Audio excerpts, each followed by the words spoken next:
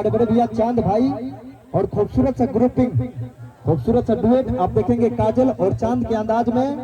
आप तमाम सजदाओं के बीच ये खूबसूरत सा दो जुगल जोड़ी, इन दोनों जुगल जोड़ी के माध्यम से इस मंच से काजल इंटरटेनमेंट के बैनर तले प्यारा सा परफॉर्मेंस।